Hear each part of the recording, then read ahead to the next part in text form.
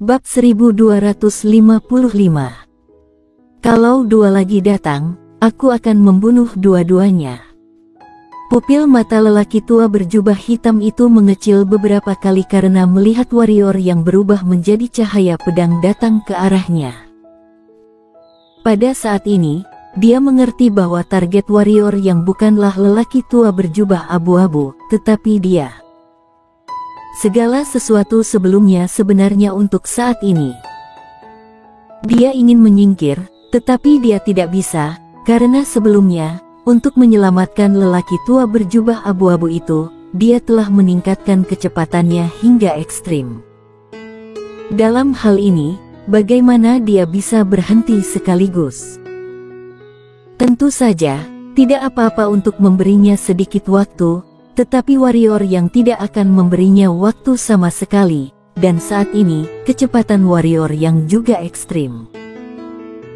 Hanya dalam beberapa saat, lelaki tua berjubah hitam itu mengerti bahwa jika dia ingin bertahan hidup, dia hanya bisa menyesalinya. Bertemu di jalan sempit, yang berani hidup. Tatapan kejam melintas di mata lelaki tua berjubah abu-abu itu, dan energi hitam di tubuhnya melonjak liar. Akhirnya semua mengalir ke tombak panjang di tangan kirinya, kemudian menusuk warrior yang di depannya. Sekejap, dia secara alami tidak akan menggunakan pukulan biasa, tapi sekarang, bagaimana dia bisa punya waktu?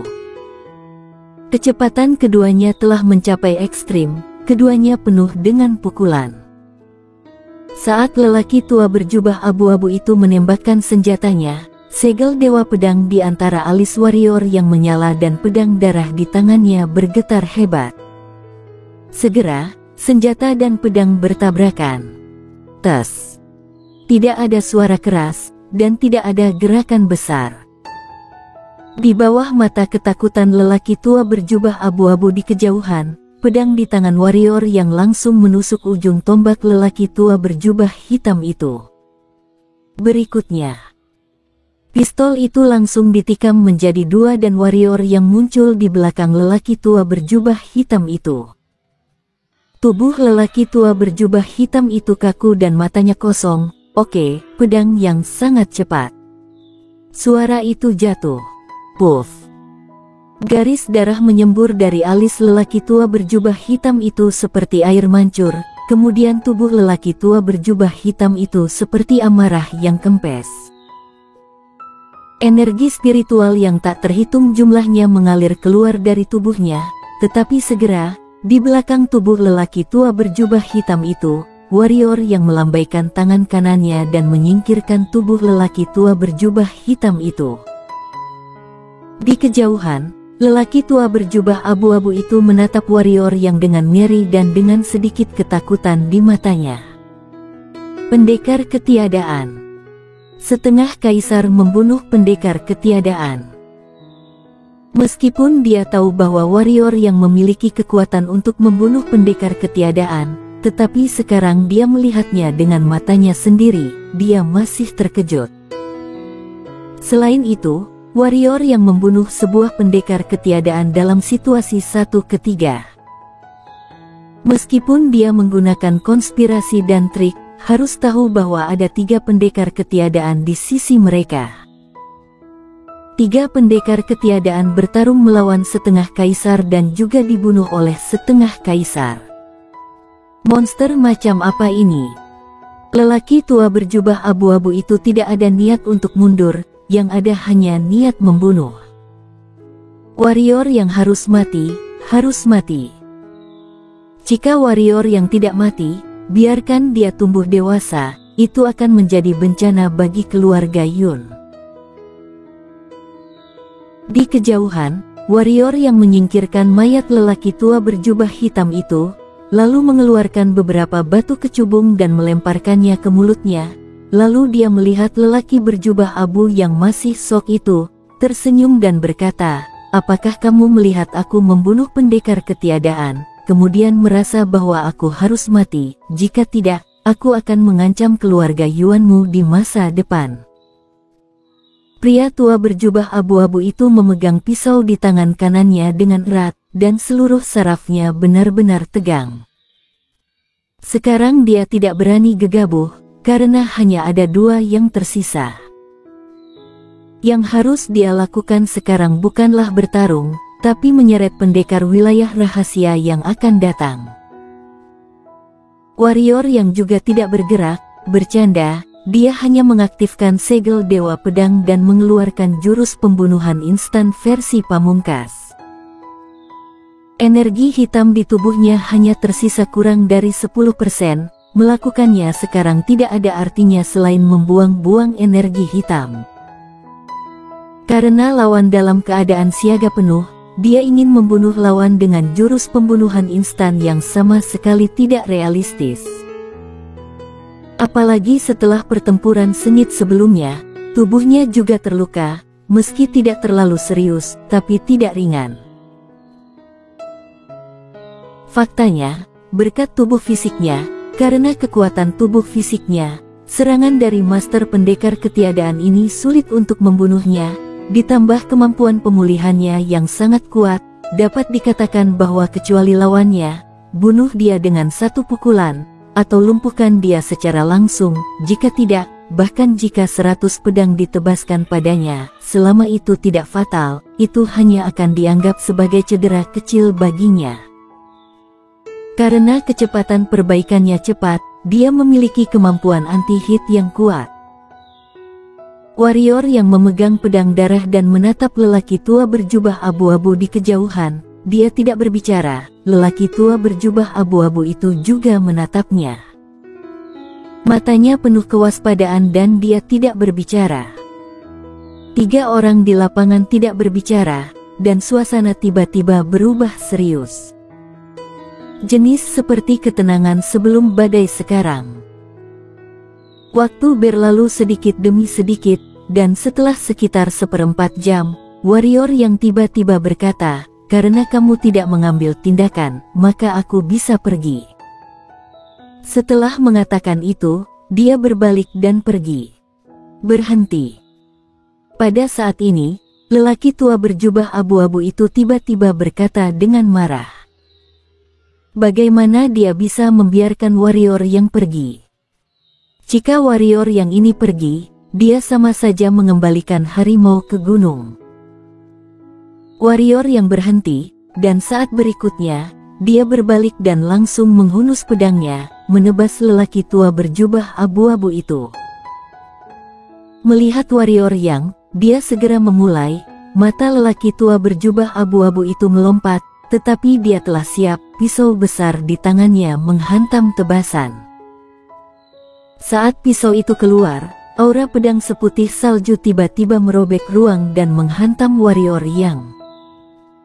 Pisau ini sangat kuat, dan jelas, sudut matanya telah terakumulasi untuk waktu yang lama. Ekspresi warrior yang tetap sama. Dia memegang pedang dan menebas langsung pada aura pedang. Tas.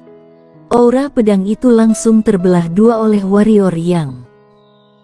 Pada saat ini, lelaki tua berjubah abu-abu itu tiba-tiba muncul di depannya, kemudian sebuah pedang besar membawa gelombang yang tak tertandingi. Pada saat yang sama, belati tiba-tiba muncul di belakangnya.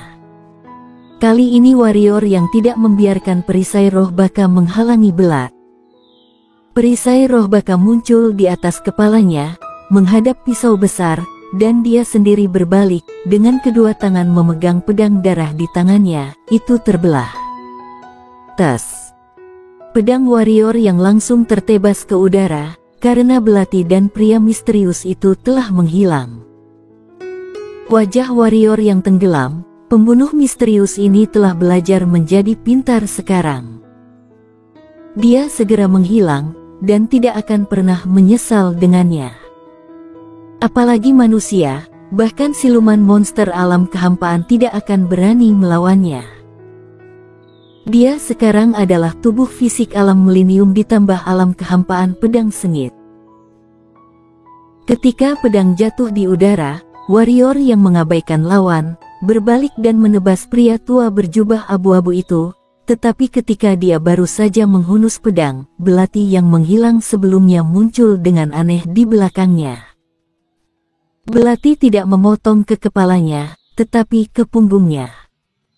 Jelas, posisi ini adalah posisi terbaik bagi lawan untuk menyerang.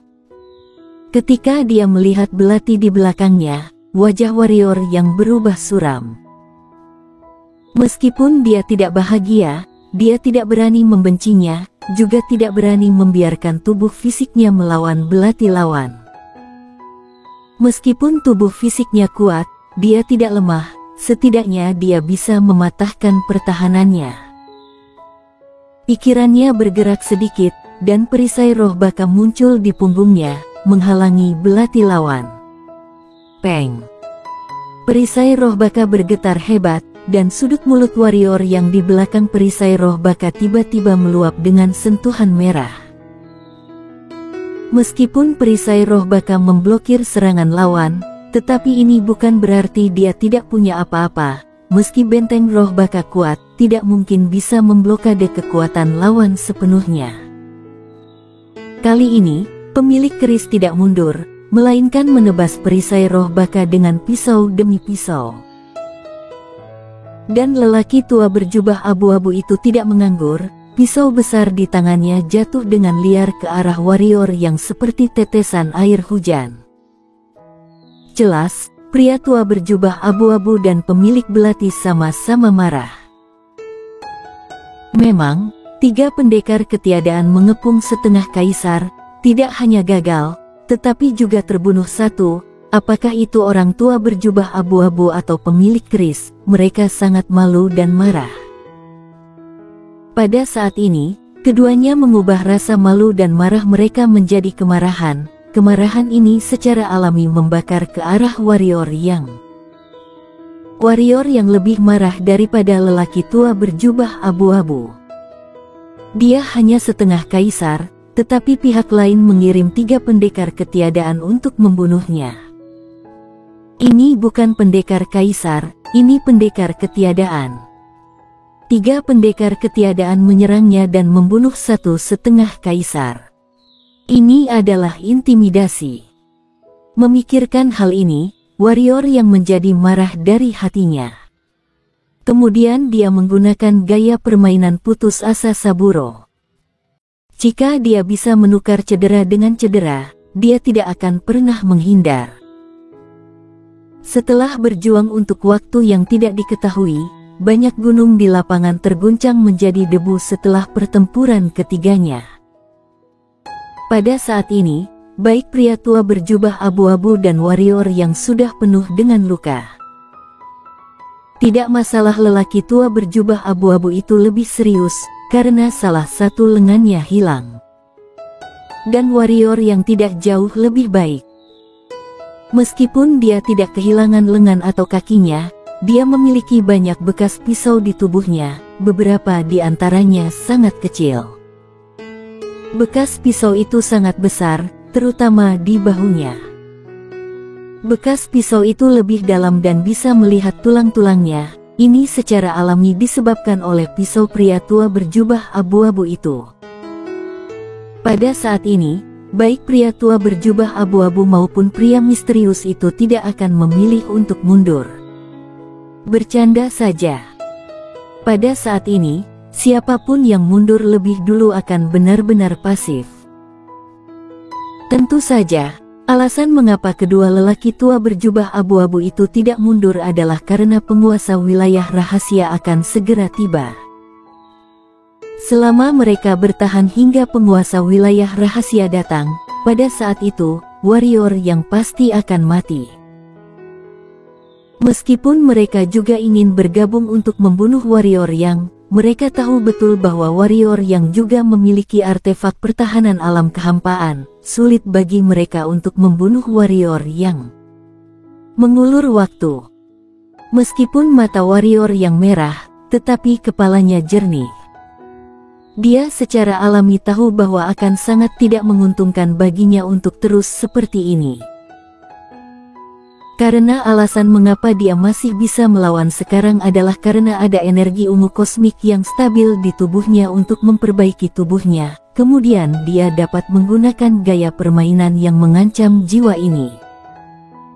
Dan begitu energi ungu kosmik habis, dia menarik kematian dengan menggunakan gaya permainan ini. Selain itu, dia juga merasa bahwa keduanya sepertinya mengulur waktu. Memikirkan hal ini, dia tahu bahwa dia tidak bisa terus seperti ini. Karena pihak lain kemungkinan besar telah meminta bantuan. Pada titik ini, mata warrior yang bersinar dengan niat buruk. Saat berikutnya, jiwa pedang di alam nirwana muncul di sekitarnya dari udara tipis. Kemudian, pedang jiwa tiba-tiba menyusut, lalu boom! Kekuatan mengerikan menyapu dengan warrior yang sebagai pusatnya. Pada saat kekuatan ini muncul, lelaki tua berjubah abu-abu itu ketakutan, memegang pisau besar di satu tangan dan menggunakan seluruh tubuhnya untuk menebas di depannya. Di belakang warrior yang, dengungan teredam terdengar, dan segera, akhir dari suara senandung yang teredam itu muncul 100 kaki di belakangnya. Peng! Pria tua berjubah abu-abu itu meledak. Warrior yang tidak ragu sama sekali, dan bergerak menuju pria tua berjubah abu-abu itu. Pria tua berjubah itu melesat pergi. Orang tua berjubah abu-abu itu ngeri, pada saat ini, dia tidak punya energi lagi, bagaimana dia bisa melawan warrior yang. Beruntung pada saat ini, belati muncul di belakang warrior yang, tetapi warrior yang tidak berhenti karena perisai roh baka menghalanginya. Ketika perisai roh baka memblokir belati, angin yang menusuk tiba-tiba terdengar di lapangan, kemudian, panah panjang emas gelap dibor entah dari mana, dan langsung ditembakkan ke rompi warrior yang. Tas. Garis darah menyembur keluar dari dada warrior yang. Haha, warrior yang, kamu sudah selesai. Di kejauhan, lelaki tua berjubah abu-abu itu tidak bisa menahan tawa ketika melihat pemandangan ini. Karena penguasa wilayah rahasia telah datang. Penguasa wilayah rahasia telah tiba dan warrior yang ini berada di ujung tembakan saat ini. Menurut pendapatnya, kemenangan telah diputuskan saat ini. Dia terlalu bangga dan tidak menyadari bahwa saat ini, warrior yang tidak berhenti sama sekali, masih bergegas ke arahnya. Di mata warrior yang, ada ketidakpedulian dan sedikit permusuhan. Segera, senyum lelaki tua berjubah abu-abu itu mengeras, karena dia juga menemukan bahwa warrior yang tidak berhenti dan masih bergegas ke arahnya. Melihat mata acuh tak acuh warrior yang, pria tua berjubah abu-abu itu merasakan ketakutan di hatinya untuk pertama kalinya. Meskipun dia takut pada warrior yang sebelumnya, dia tidak terlalu takut, oleh karena itu, dalam menghadapi kegilaan warrior yang, dia masih berani melawan. Karena dia adalah pendekar ketiadaan. Dan sekarang, dia memiliki rasa takut. Orang di depannya adalah orang gila sejati, orang gila tak bernyawa. Bunuh. Suara warrior yang tiba-tiba terdengar di lapangan. Kemudian, dia berubah menjadi cahaya dan menghilang di tempat. Ketika dia muncul kembali, dia sudah berada di belakang lelaki tua berjubah abu-abu itu. Tubuh lelaki tua berjubah abu-abu itu kaku. Dan tepat pada saat warrior yang muncul di belakang lelaki tua berjubah abu-abu itu, panah lain melintas di lapangan, akhirnya jatuh ke tubuh warrior yang. Pada saat ini, di depan dada warrior yang, ada dua anak panah. Bukannya warrior yang tidak ingin memblokirnya, tetapi pada saat ini, dia tidak dapat memblokirnya sama sekali, karena perhatiannya terfokus pada lelaki tua berjubah abu-abu itu. Jika dia memblokirnya, itu berarti dia tidak bisa membunuh orang tua berjubah abu-abu. Tanpa ragu-ragu, Dia dengan tegas memilih untuk membunuh lelaki tua berjubah abu-abu itu. Adapun perisai roh baka, saat ini energi hitamnya tidak cukup untuk mengaktifkan perisai roh baka. Dengan lambaian tangan kanannya, warrior yang menyingkirkan mayat lelaki tua berjubah abu-abu itu, lalu melihat ke kejauhan, dan menyeringai, dari 3, 2 telah terbunuh. Kalau 2 lagi datang, aku akan membunuh dua-duanya. Bersambung.